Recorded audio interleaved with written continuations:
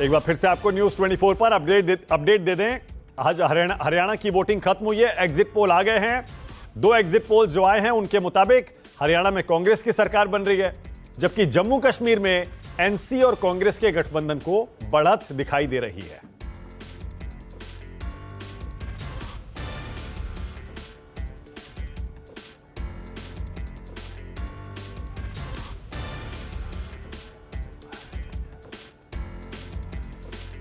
Okay, तो अब हम शुरू कर रहे हैं एक बार फिर से अपना महा एग्जिट पोल और उसकी कवरेज। आप स्क्रीन पर देख रहे हैं, मेरे साथ रविंदर बैठे हैं पहले से, विजय त्रिवेदी जुड़ गए हैं। आप विजय जी लगातार राष्ट्र की बात में हरियाणा पर खुलकर अपनी बात कहते हैं। अब तो एग्जिट पोल के रिजल्ट भी आ रहे हैं, देखते हैं विजय जी के पास क्या है। और राजू केरनी काफी देर से जुड़े हुए हैं, जम्मू से हैं, सीनियर जर्नलिस्ट हैं। और आप देख रहे हैं आरपी सिंह आ गए हैं मेरे साथ, बीजेपी के प्रवक्ता हैं। और सैफ खान है पॉलिटिकल एनालिस्ट। आप सभी का स्वागत। आरपी सिंह, आपसे शुरू कर रहा हूं। आरपी सिंह जी, जो 2 एग्जिट पोल आए हैं, दोनों में हरियाणा में कांग्रेस की सरकार बन रही है। एक एग्जिट पोल कह रहा है 44 से 54 सीटें कांग्रेस को आएंगी।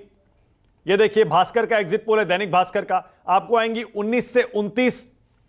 और फिर एक आईएनएलडी 1 से 5, जेजेपी 0 से 1 और अदर्स को 4 से 9।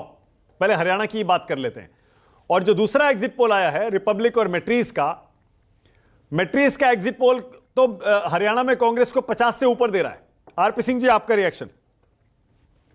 पाना जी नमस्कार और धन्यवाद।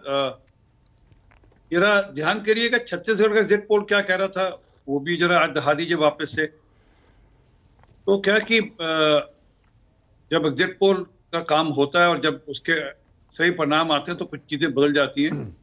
और पिछले कुछ दिनों के एग्जिट पोल, बेशक को पार्लियामेंट्री इलेक्शन हो, बेशक को असेंबली इलेक्शन हो, ऑफ द मार्क रहे हैं, ऑन द मार्क तो रहे नहीं। और देखते हैं, मेरा मानना है कि हरियाणा के अंदर हम कंफर्टेबल हैं। और हरियाणा का अगर आपने outcome result exit poll discuss करना तो कल करना चाहिए था, ताकि जबकि पूरे डेटा आपके एनालिसिस हो जाते। और आज जम्मू कश्मीर का कर सकते थे, क्योंकि उनके इलेक्शंस बहुत दिन पहले हो चुके थे। आपके लोगों ने जो उसके अंदर एनालिसिस करना था ठीक ढंग से कर लिया होता, क्योंकि जनरली एग्जिट पोल के 24 घंटे बाद जो आउटकम्स आते हैं वो अलग हो जाते हैं। और ये मेरा मानना है कि कल जब आप इन एग्जिट पोल्स को वापस से दोहराएंगे या ये लोग एग्जिट पोल वाले लोग अपने फिगर्स डेटा ठीक करेंगे तो उसमें आपको फर्क दिखेगा। ओके, और जम्मू कश्मीर पर भी कह ही दीजिए हाथ के हाथ, वहां पर भी कांग्रेस और नेशनल कॉन्फ्रेंस के गठबंधन को बढ़त मिलती हुई दिख रही है। आप कह रहे थे आपको बहुमत आएगा, दूर दूर तक नहीं है। आरपी सिंह जी, मैं अभी उत्तर देता हूँ। हम लोग लगभग 33 सीटें जम्मू घाटी में, जम्मू प्रोविंस में जीतेंगे, लगभग 33। और मेरी बात नोट कर लीजिएगा, हम लोग घाटी में भी अपना खाता खोल रहे हैं। और हम लोग लार्जेस्ट पार्टी होंगे वहां पर, लार्जेस्ट सिंगल पार्टी होंगे वहां। तो इसलिए सब आयाम खुले हुए हैं। जो वहां पर इंडिपेंडेंट जीतेंगे या जो छोटी पार्टियां हैं उनके साथ मिलकर सरकार बनाने के हमारे आयाम खुले हुए हैं, क्योंकि लार्जेस्ट पार्टी होने का एडवांटेज हमको मिलेगा। ओके, जबकि यहां जो एग्जिट पोल है ना, वो मैं दिखा रहा हूं, देखिए जम्मू कश्मीर का, वहां आपको 20 से 25 सीटें मिल रही हैं। फिर पीडीपी है 4 से 7, अदर्स है 12 से 16। अगर आपको और अदर्स को मिला भी लें तब भी ऐसा लग नहीं रहा है कि आप 45 तक पहुंच रहे हैं। आरपी सिंह जी, जम्मू कश्मीर में मानक 33 से कम हम आने वाले नहीं। मेरी बात नोट कर लेना, मैं आपके साथ 8 तारीख को बैठूंगा, रिजल्ट देख लीजिएगा। मैं जम्मू में था और घाटी में भी रहा, पर ज्यादा दिन मैंने जम्मू में लगाए। Will be the largest single party इन जम्मू कश्मीर। ठीक है, ओके। विजय त्रिवेदी, विजय जी, 2 एग्जिट पोल जो आए हैं, पहले हरियाणा, आपको क्या लग रहा है विजय जी, इनमें से कौन सा ज्यादा सही होगा? एक कह रहा है 44 से 54 कांग्रेस के लिए, एक कह रहा है 55 के आसपास। देखिए, दोनों जो एग्जिट पोल हैं वो केवल यही कह रहे हैं कि कांग्रेस की सरकार बनेगी, और जिस पर हम लोगों ने पहले भी चर्चा की थी और ये बात बार बार हुई थी, शायद कल परसों भी हम लोगों ने चर्चा की थी कि कांग्रेस की सरकार वहां पर बनेगी। लेकिन मैं एक और बात कहना चाहता हूं कि मानक जी, हम सब लोगों ने, यानी जर्नलिस्ट ने, चैनल्स ने एग्जिट पोल करने में देर कर दी। भारतीय जनता पार्टी ने एग्जिट पोल 8 महीने पहले कर लिया समझे। और उस एग्जिट पोल के बाद जब उनको लगा कि खट्टर साहब के साथ नहीं चला जा सकता, चुनाव में नहीं जीता जा सकता, तो उन्होंने कोर्स करेक्शन किया और नायर सिंह सैनी साहब को लेकर आए। लेकिन वो तब तक बहुत देर हो चुकी थी। जो कोर्स करेक्शन किया गया उसमें देर हो चुकी थी, क्योंकि इसका जो पहला एग्जिट पोल था वो 2019 के विधानसभा चुनाव थे, जब आपको 10 सीटें पहले ही कम हो गई थी। तो खट्टर साहब की लोकप्रियता को तो उस समय खारिज किया था ना जनता ने, कम हो गई थी 10 सीटें। तो एक पहला एग्जिट पोल था 2019 का विधानसभा चुनाव, लेकिन दूसरा exit poll Bharatiya Janata party ने किया, और आरपी सिंह आपके दोस्त है लेकिन आपको बताया नहीं उन्होंने, जब उन्होंने खट्टर साहब को हटाकर एग्जिट पोल के आधार पर नायब सिंह सैनी को बनाया गया। तो इसलिए कोई बहुत बड़ा मतलब नंबर का ऊपर नीचे हो सकता है, जैसे हम लोग पहले भी चर्चा कर रहे थे। और मैं समझ रहा था कि ये चुनाव जो है बीजेपी का चुनाव नहीं है, भारतीय जनता पार्टी का चुनाव नहीं है, कांग्रेस का चुनाव है। लोगों को तय करना है कि कांग्रेस की सरकार बनानी है या नहीं बनानी है। तो इस हिसाब से ये चुनाव कांग्रेस की सरकार बनाने का था। 10 साल खट्टर साहब के हो गए, लेकिन ओके विजय जी एक सेकंड आपको रोक रहा हूं। अब सी वोटर का भी सर्वे एग्जिट पोल हमारे पास आ गया है। सी वोटर अब कह रहा है कि कांग्रेस को 50 से 58 सीटें मिल सकती हैं। 50 प्लस है, 50 तो हर हाल में मिलेंगी, 58 भी जा सकती हैं। और सी वोटर के एग्जिट पोल के मुताबिक 20 से 28 मिलेंगी बीजेपी को और अदर्स को मिलेंगी 10 से 14। और मैं बार बार कह रहा हूं, अगर ये अदर्स का आंकड़ा बीजेपी के आंकड़े में जोड़ भी दिया जाए तब भी बहुमत के आंकड़े से बीजेपी हरियाणा में दूर रह सकती है। यह आ गया सी वोटर का आंकड़ा। महा एग्जिट पोल है आज, इसीलिए हर एग्जिट पोल के आंकड़े न्यूज 24 आपको दिखा रहा है। कांग्रेस को 50 से 58 सीटें, सी वोटर कह रहा है अदर्स को 10 से 14 और बीजेपी को 20 से 28। अगर आप 20 से 28 और 10 से 14 को जोड़ भी दें और मैक्सिमम फिगर पकड़े तब भी 28 और 14 जोड़कर होते हैं 42। बहुमत का आंकड़ा है 46। ऐसे में बीजेपी बहुमत से दूर रहेगी और कांग्रेस पार्टी की सरकार सी वोटर के मुताबिक हरियाणा में बनने जा रही है। मिनिमम 50 सीटें सी वोटर कह रहा है कांग्रेस पार्टी जीतेगी हरियाणा में। अब सी वोटर जम्मू कश्मीर को लेकर क्या कह रहा है, जरा वो भी देख लीजिए। हरियाणा का आंकड़ा हो गया सी वोटर का 50 से 58। अब यह आ गया सी वोटर का जम्मू कश्मीर का आंकड़ा, जिसमें नेशनल कॉन्फ्रेंस और कांग्रेस को बहुमत मिल सकता है 40 से 48 सीटें एनसी और कांग्रेस को, बीजेपी 27 से 32, यानी बहुत ज्यादा पीछे बीजेपी नहीं है। पीडीपी को 6 से 12 और अदर्स को 6 से 11। बहुत ही दिलचस्प आंकड़ा है ये, अब खुद देख लीजिए आप। अगर नेशनल कॉन्फ्रेंस और कांग्रेस को 40 से 48 के बीच सीटें मिल रही हैं तो यह बहुमत के इधर भी हो सकता है और उधर भी हो सकता है, क्योंकि जम्मू कश्मीर विधानसभा में भी 90 सीटें हैं। अब 46 सीटें चाहिए। अगर 46 में 40 से 48 का जो ये आंकड़ा है सी वोटर का जम्मू कश्मीर का, अगर 40 पे रह गए तो क्या पीडीपी को साथ लेंगे, अदर्स में से कुछ इंडिपेंडेंट्स को साथ लेंगे, और अगर ऐसा नहीं हुआ तो क्या बीजेपी सरकार बनाने की कोशिश करेगी? अगर हंग असेंबली होती है तो जाहिर है दोनों पक्ष अपनी अपनी सरकार बनाने के लिए छोटी पार्टियों और निर्दलियों के संपर्क में जरूर आएंगे। लेकिन हरियाणा का एक तीसरा एग्जिट पोल भी कांग्रेस की सरकार बना रहा है। पहले आपने देखा मैट्रीज, उसके बाद आपने देखा भास्कर और अब सी वोटर। 3 सर्वे एग्जिट पोल कांग्रेस की सरकार दिखा रहे हैं और सी वोटर साफ साफ कह रहा है 50 से 58। आपका रिएक्शन? मुझे आपको तो ज्यादा ठीक कौन सा लगा? मुझे ये ज्यादा ठीक लग रहा है 50 से 58। हाँ, क्योंकि हम लोग जो प्रेडिक्ट कर रहे थे और डिबेट में भी बातचीत जो कर रहे थे वो यही है कि 55 के आसपास कांग्रेस पार्टी को सीट्स आ सकती हैं और ये उसके आसपास बिल्कुल सही दिख रहा है। 40 से अगर, और लेकिन बीजेपी के लिए बहुत सम्मानजनक है। देखिए 20 से 28, कम से कम 25 के आसपास 20 आती हैं तो सम्मानजनक नहीं है 58, अगर 50 के आस 25 से 30 आती हैं तो फिर भी ठीक है। बिल्कुल। लेकिन देखिए इसमें एक और बात है मानक भाई, ये जो हम बार बार जो सब जर्नलिस्ट और विश्लेषक कह रहे थे कि कांग्रेस पार्टी चुनाव नहीं लड़ रही है, ये चाहे कांग्रेस के बड़े नेता आए चाहे ना आए, लेकिन जनता जिस तरीके से मूड में है और जो इनकम्बेंसी उसकी वजह से कांग्रेस एक ऑल्टरनेट है, उसके अलावा कोई दूसरा विकल्प है नहीं। तो ये उसी की जीत है। कांग्रेस ने तो अपनी जीत को 70 से घटा के 50 पे ले आई कांग्रेस पार्टी, तो पूरे एफर्ट्स किए उन्होंने तो। ओके, सैफ खान, सैफ आप कुछ कहना चाह रहे थे, बोलिए। देखिए सबसे पहले मैं जो अभी ये बातचीत चल रही है हरियाणा से अगर शुरुआत करें और उसके बाद जो है जम्मू कश्मीर में, उसकी एक वजह है जो आज ये फिगर्स भी सामने नजर आ रही है। और मैं आपको ये आश्वासन देता हूं कि अभी भी ये रिजल्ट्स जो हैं ये कांग्रेस के लिए, जहां पे अभी ये बात कर रहे थे, 58 से भी ज्यादा उम्मीदें हैं कांग्रेस से और वो सामने निकल के आएंगे भी 8 तारीख को जो है, जैसे भारतीय जनता पार्टी के प्रतिनिधि यहाँ पे कह रहे थे 8 तारीख को चैनल पे बिल्कुल जो है बात करेंगे। उसकी बहुत बड़ी वजह जो है ये है कि अगर हम हरियाणा की अगर शुरुआत करें तो ये वो स्टेट है जहां 70% की जो आबादी है वो किसान लोगों की है, किसानी वहां पे होती है, यानी एग्रीकल्चर के ऊपर लोग जो है बेस्ड हैं। उसके ऊपर जहां 250 से ज्यादा जो है एफआईआर अगर रजिस्टर हो किसानों के ऊपर, 700 से ज्यादा जो है किसान जो है अपनी जान दे चुके हों, उस स्टेट में भारतीय जनता पार्टी क्या उम्मीद भी रख सकती है? नहीं रख सकती है। आज अनएम्प्लॉयमेंट का रेशियो देख लीजिए, 37.4% है हरियाणा में, यानी हमारी नेशनल एवरेज का अगर आप बात करेंगे ज्यादा। खुद लेबर सर्वे जो है कहता है 9% जो है इस वक्त अनएम्प्लॉयमेंट रेशियो, सिर्फ हरियाणा का मैं बता रहा हूं आपको इस वक्त जो चल रहा है। नेशनल एवरेज 4.1% जो है। तो अनएम्प्लॉयमेंट के लिहाज से, किसानों के लिहाज से जो है, और कर्जे के लिहाज से अगर मैं बोलूं आपको कि कर्जा इस वक्त जो है डेथ 3.79 लाख करोड़ है इस वक्त हरियाणा पे। गवर्नमेंट की पोजीशंस की बात करूं, 4.5 लाख पोजीशंस में 1.8 लाख पोजीशंस इस वक्त खाली हैं, यानी वेकेंट हैं।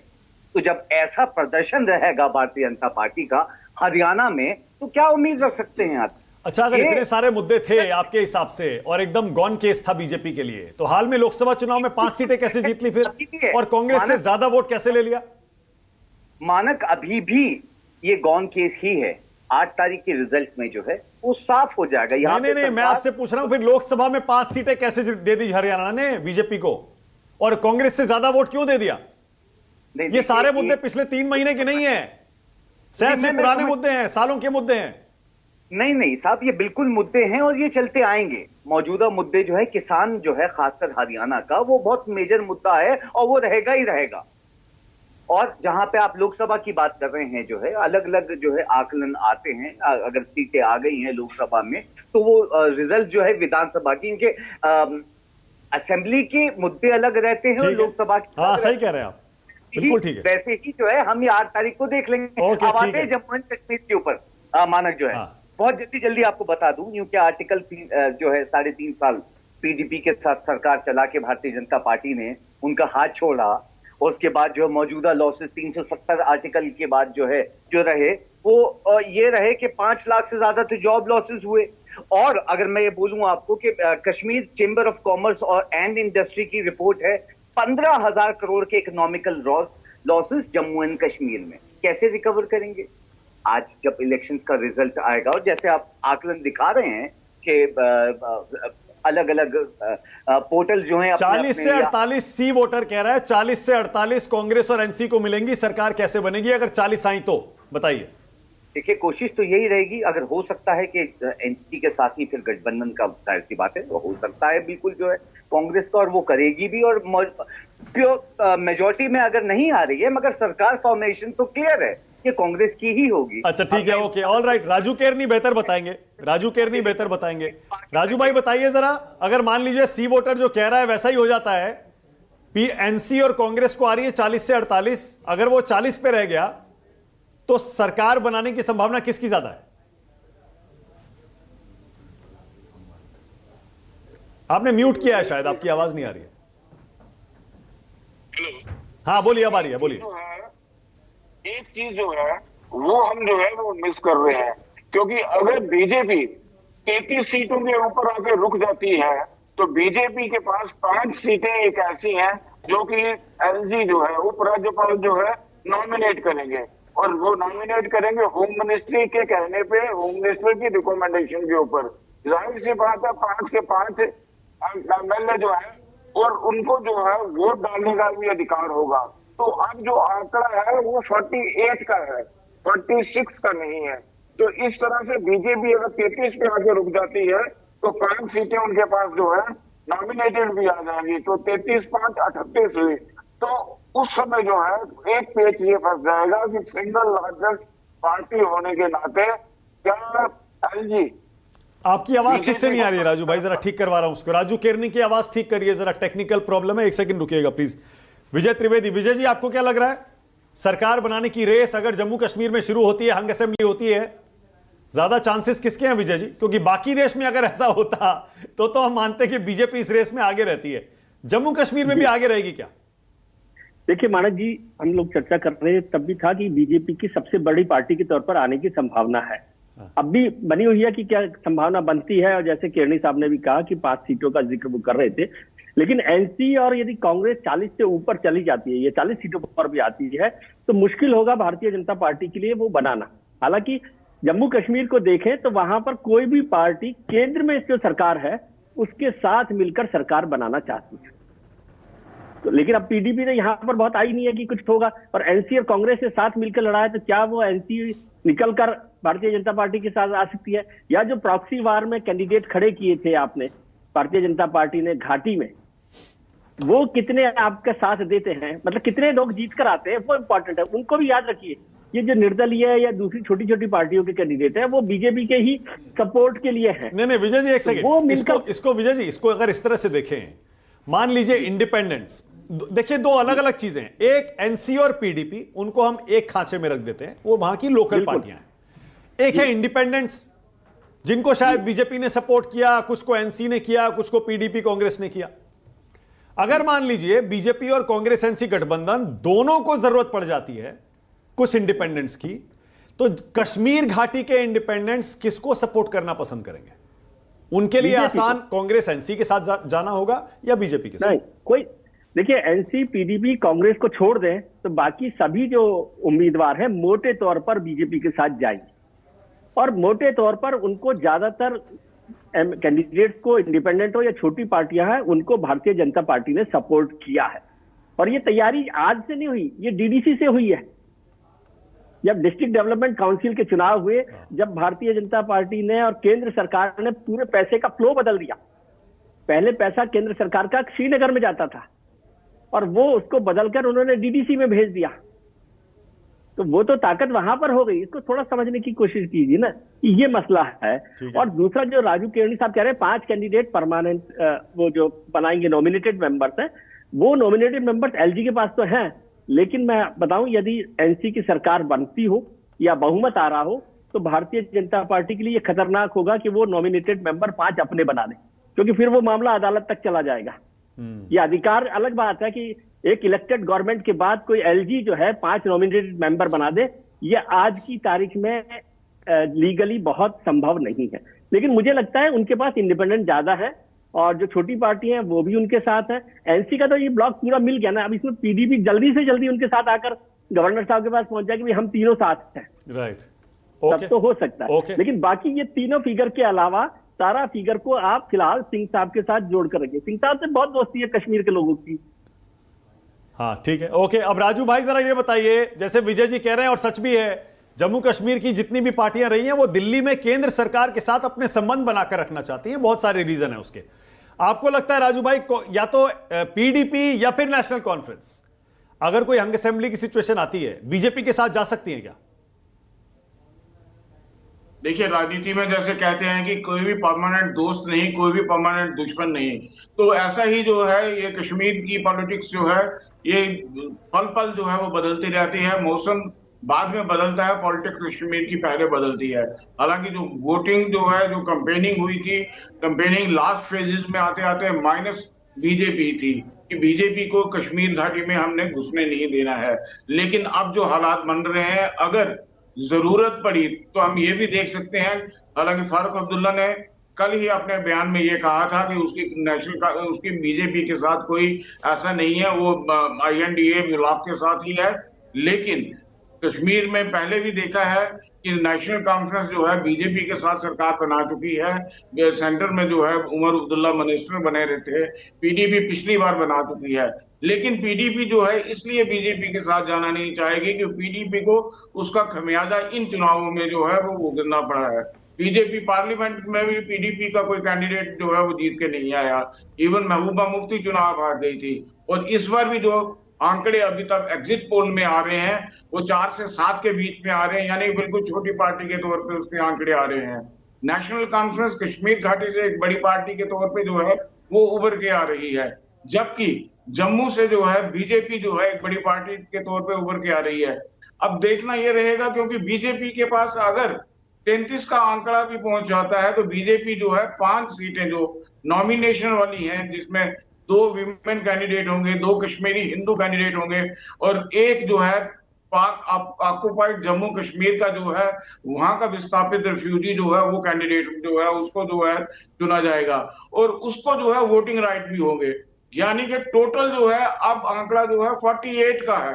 48 जिसके पास एमएलए होंगे वो जो है सरकार बनाने के जो है वो काबिल होगा। ठीक है। और अगर सिंगल लार्जेस्ट पार्टी होने के नाते बीजेपी को, क्योंकि बीजेपी की जैसे संभावना जताई जा रही है, अगर वो सिंगल लार्जेस्ट पार्टी बन के उभरती है तो अगर उपराज्यपाल उसको पहले बुलाते हैं तो श्रीनगर के जो छोटी पार्टियां हैं, आम आदमी अपनी पार्टी है बिशारत बुखारी की, पीपल्स कॉन्फ्रेंस की है सजाद लोन का है, और एआईपी जो है अवामी इत्तेहाद पार्टी है इंजीनियर राशिद की, इनमें से कोई भी एमएलए जो है बीजेपी को सपोर्ट देने के लिए तैयार रहेंगे और बीजेपी सरकार बना सकती है।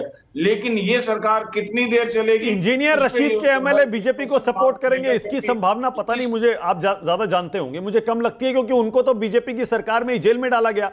370 पर वो इतना मुखर है, ऐसे में वो बीजेपी सरकार को सपोर्ट करेंगे? देखिए, कश्मीर का पॉलिटिक्स जो है यहाँ पे कहीं भी कुछ भी हो सकता है। यहाँ पे जो दोस्त होते हैं वो दूसरे दिन जो है दुश्मन बन जाते हैं, सही जो कह रहे हैं, दुश्मन होते बिल्कुल हैं सही रात कह के रहे हैं। रात जो है दोस्त बन जाते हैं। बिल्कुल सही कह रहे तो हैं। ये कश्मीर का पॉलिटिक्स जो है ये बड़ा नहीं, कश्मीर ही नहीं राजू भाई, बल्कि मैं तो इसमें जोड़ देता हूं, हमारा एक्सपीरियंस है, हम तो देख रहे हैं पिछले 10 साल में खास तौर से कि ये कोई भी पार्टी किसी के साथ भी जा सकती है। हम पहले सोचते थे शिवसेना और कांग्रेस का गठबंधन हो नहीं सकता, जैसे बीजेपी पीडीपी का नहीं हो सकता था। शिवसेना कांग्रेस का गठबंधन हुआ और आज भी चल रहा है। ऐसा नहीं है कि एक चुनाव हुआ उसके बाद खत्म हो गया, आज भी चल रहा है। लोकसभा के बाद विधानसभा भी साथ मिलकर लड़ रहे हैं और उनको लगता है कि वो जीत भी रहे हैं, क्योंकि लोकसभा में जीते वो। आरपी सिंह जी, अब बताइए, आरपी सिंह जी आप बताइए, जम्मू कश्मीर में अगर जरूरत पड़ी तो क्या एनसी पीडीपी का समर्थन ले सकते हैं? पहली बात मैं राजू कर्णी जी की एक बात पर करना चाहूंगा कि जो लार्जेस्ट पार्टी होगी उसको गवर्नर साहब को बनाना ही पड़ेगा, और सुनिश्चित लार्जेस्ट पार्टी हमको होने वाले हैं वहां पर, इसमें कोई ऑप्शन नहीं है। और दूसरा, हम लोग किसके साथ समझौता करेंगे, हमारे साथ कौन समझौता करेगा, समय की बात है। कौन सी पार्टी का क्या स्थिति रहेगी चुनाव के बाद, उनकी पार्टी के जो अंतर्क्रिया है वह कितने निकलेंगे, क्या होगा, ये अभी बात की बात है, क्योंकि बाकी पार्टियों के सब कुछ ठीक नहीं है। मैं इससे आगे खुलासा नहीं करता। अच्छा, एक सेकंड आरपी सिंह जी, एक काम करिए, मैं समझ गया, आप इतना कर दीजिए बस मेरे लिए, ये बता दीजिए, अगर आप सबसे बड़ी पार्टी बने और आपको किसी के साथ जाना पड़ा तो आप सीएम अपना बनाएंगे या उनका बना सकते हैं, इतना बता दीजिए बस। देखिए, ये भी आज कैसे कह सकते हैं कि हमारा जब अलायंस होगा, कैसे होगा, क्या होगा। हमारी कोशिश रहेगी कि सीएम जम्मू से हो, हाँ, और अंतर्गत जो भी होगा, अब उसमें समय की बात है, परंतु मैं रिपीट कर रहा हूं, और जो राजू भाई बात कर रहे थे, जो राजू सर बात कर रहे थे, मैं उसको रिपीट कर रहा हूं। लार्जेस्ट पार्टी हम लोग होंगे और हम लोग चाहेंगे कि वहां के गवर्नर साहब जो लार्जेस्ट पार्टी हो, जो एक प्रोसेस है, उसके अंतर्गत हमको बुलाएं और उसके बाद हम बाकी ऑप्शन एक्सप्लोर करेंगे। अच्छा आरपी सिंह जी, आपके बारे में ये क्यों कहा जाता है, आपकी पार्टी के बारे में, कि चुनाव कोई भी जीते सरकार आप ही बनाते हैं? क्यों कहा जाता है ये? नहीं, अब अगर लार्जेस्ट पार्टी होंगे तो फिर भी अगर सरकार नहीं बनाएंगे तो कैसे बात बनेगी? तो ये तो ठीक नहीं है। अगर लार्जेस्ट पार्टी नेशनल कॉन्फ्रेंस हो तो उनको अधिकार होगा। नहीं, ओके, मैं डायरेक्ट पूछ लेता हूं, क्या तोड़फोड़ में, जोड़ तोड़ में, लोगों को अपने साथ लाने में, इसमें क्या बीजेपी ने बाकी सारी पार्टियों को पीछे छोड़ दिया है? ये कला है ना, ये आर्ट है ना एक। अब इसी का नाम राजनीति है। अब उसको कला कहें, कुछ कहें, उसमें एक सरकार तो राज्य को देनी है। अच्छा, तो हरियाणा में ये कोशिश करेंगे या नहीं करेंगे? क्योंकि वहां तो एग्जिट पोल कह रहे हैं आपके पास कोई चांस नहीं है। मैंने कहा कि हरियाणा का एग्जिट पोल, मैं इसलिए भी कह रहा हूं कल करें बात, तो हरियाणा मैं कल आ जाऊंगा। जरा एक बार ये एग्जिट पोल जितने आए हैं कल तक को रुक जाइए, अपनी फिगर्स ठीक कर ले। मैं जम्मू कश्मीर से बात करने को तैयार हूं, क्योंकि जम्मू कश्मीर एग्जिट पोल जो आए होंगे अपनी फिगर्स करेक्ट कर चुके होंगे, जो उनको बाद में जो एकदम अच्छा, एक काम करते हैं, सी वोटर छोड़ देते हैं, वहां पर कांग्रेस को बड़ा बहुमत है, रिपब्लिक वाला छोड़ देते हैं, मैट्रीज वाला, वहां भी बीजेपी को, कांग्रेस को बड़ा बहुमत है। मैं कह रहा हूं भास्कर वाला ले लीजिए, चलिए, उसमें कुछ संभावनाएं जोड़ तोड़ की लग रही हैं। मैं कह रहा हूं ये छोटी पार्टियां हरियाणा में, जेजेपी, आईएनएलडी, इंडिपेंडेंट्स, इनको साथ आप ले सकते हैं क्या? मानक भाई, हम लोग राजनीतिक पार्टी हैं, हम लोग इसलिए है कि सत्ता में जाना है, सत्ता में रहना है और लोगों के भले के काम करने हैं, इसलिए है। इसमें तो इसमें कोई शक नहीं है। और मेरा कहना है कि छत्तीसगढ़ और मध्य प्रदेश याद रखिए, खासकर छत्तीसगढ़ याद रखिए ना जी, किस प्रकार का एग्जिट पोल था और क्या हुआ, अल्टीमेटली आउटकम क्या हुआ। मतलब पिछले कुछ दिनों से, जब से असेंबली इलेक्शन हुआ, पार्लियामेंट इलेक्शन हुआ, एग्जिट पोल्स का कुछ मामला ठीक नहीं रहा। आप कह रहे हैं तो मैं मान लेता हूं आपकी बात की, एग्जिट पोल सारे ठीक होंगे आपके। नहीं, हमारा एग्जिट पोल नहीं है। एक तो नंबर 1 ये महा एग्जिट पोल है जो अलग अलग एजेंसियों ने, अलग अलग चैनलों ने किया है, हम वो दिखा रहे हैं बस। और दूसरा देखिए, सही गलत तो हमें पता है, हमारा एक्सपीरियंस है, अभी हाल का एक्सपीरियंस है, गलत हो जाते हैं। तो इसलिए और सुनिए एक मिनट, मेरा बैकग्राउंड आप जानते हैं, मैं किस बैकग्राउंड से आता हूं। ये सब एग्जिट पोल करना कराना, ये सब मेरे किए कराए हैं काम। इसलिए मैंने कहा ना कि कितना ठीक होगा कितना ठीक होगा पता नहीं। मैं रिपीट कर रहा हूं, छत्तीसगढ़ याद रखिएगा और कश्मीर के अंदर, जम्मू कश्मीर के अंदर हम लोग लार्जेस्ट पार्टी होंगे और हम लोग सरकार बनाने को क्लेम करेंगे। Okay, alright. उसमें जो दल आना चाहेंगे उनको साथ भी जोड़ेंगे। ठीक है रविंदर, अगर ये दैनिक भास्कर वाला आंकड़ा सही हो जाता है और बीजेपी को एक कहीं दूर की किरण दिखाई देती है कि कुछ जोड़ तोड़ करके सरकार में आया जा सकता है, तो आपको लगता है वो जो इंडिपेंडेंट्स होंगे या आईएनएलडी, जेजेपी अगर कुछ जीतते हैं वहां पर, वो कांग्रेस के साथ जाना चाहेंगे या बीजेपी के साथ? तभी तो मानक भाई हम शुरू से कह रहे हैं ना कि बीजेपी 90 सीट पे लड़ेगी। अच्छा, एक सेकंड रविंदर, रोक रहा हूं आपको। एक्सिस माई इंडिया का एग्जिट पोल आ गया हरियाणा का। एक्सिस माई इंडिया कह रहा है कि गांव में, ग्रामीण इलाकों में बीजेपी बुरी तरह से हारेगी, जबकि शहरों में कांग्रेस को 38% वोट है। यानी शहरों में बीजेपी अच्छा करेगी, शहरों में बीजेपी और कांग्रेस में आमने सामने की टक्कर होगी, लेकिन ग्रामीण इलाकों में बीजेपी बुरी तरह से हरियाणा में हार रही है। यह एक्सिस माई इंडिया का एग्जिट पोल कह रहा है। ओके रविंदर, आपको क्या लग रहा है?